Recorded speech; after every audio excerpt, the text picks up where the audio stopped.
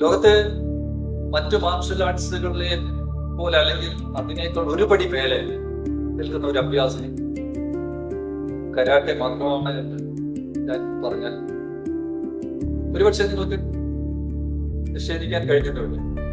കാരണം അത് അതിന്റെ പരിശീലനത്തിന്റെ പ്രത്യേകത തന്നെയാണ്.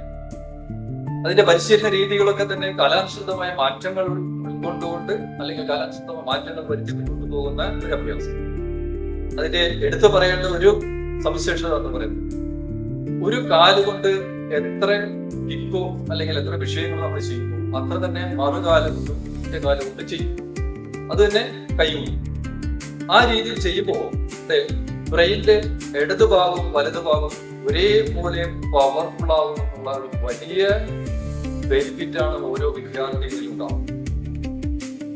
വളരെ എടുത്തു പറയേണ്ട ഒരു സവിശേഷത. പലപ്പോഴും നമ്മൾ വലത് കൈ കൊണ്ട് കൂടുതൽ കാര്യങ്ങൾ ചെയ്യുമ്പോൾ നമ്മുടെ ബ്രെയിനിന്റെ ഇടതുഭാഗം നല്ല പവർഫുൾ ആകും. വലതുഭാഗം വരെ ഈ കൈ കൊണ്ട് അത്ര തന്നെ ചെയ്യാത്തതുകൊണ്ട് ഈ ഭാഗം വളരെ വീക്ക് ആവുന്നുണ്ട്. നമുക്കറിയാം, ഏറ്റവും കൂടുതൽ ബ്രെയിൻ ഉപയോഗിച്ചിട്ടുള്ള ഐൻസ്റ്റീൻ തുടങ്ങിയിട്ടുള്ള നമ്മുടെ ആളുകളൊക്കെ തന്നെ വളരെ കുറച്ച് മാത്രം ഉപയോഗിച്ചിട്ടുണ്ട്. അതിന്റെ കാൽഭാഗമെങ്കിലും അല്ലെങ്കിൽ അതിന്റെ ചെറിയ ഭാഗമെങ്കിലും നമുക്കും ഉപയോഗിക്കാൻ സാധിക്കണമെങ്കിൽ അവിടെയാണ് ഇത്തരത്തിലുള്ള പരിശീലനങ്ങളുടെ പ്രത്യേകത. അത് നമുക്ക് എടുത്തു പറയേണ്ട ഒരു പ്രത്യേകത. അപ്പൊ നമുക്കറിയാം, ഒരു സ്റ്റോക്ക് വന്നു കഴിഞ്ഞാൽ നമ്മൾ ഈ ഭാഗത്ത് ബ്ലോക്ക് വന്നു കഴിഞ്ഞാൽ സ്വന്തമായിട്ട് ഈ ഭാഗത്ത് കഴിഞ്ഞാൽ ഈ ഭാഗം. അപ്പൊ അങ്ങനെ ഈ ബ്രെയിനിന്റെ രണ്ട് പാർട്ടുകളെ നല്ല പോലെ പവർഫുൾ ആക്കി വെക്കുന്നു എന്നുള്ളതാണ് കരാട്ടെ പരിശീലനത്തിന്റെ അത് നമുക്കറിയാം.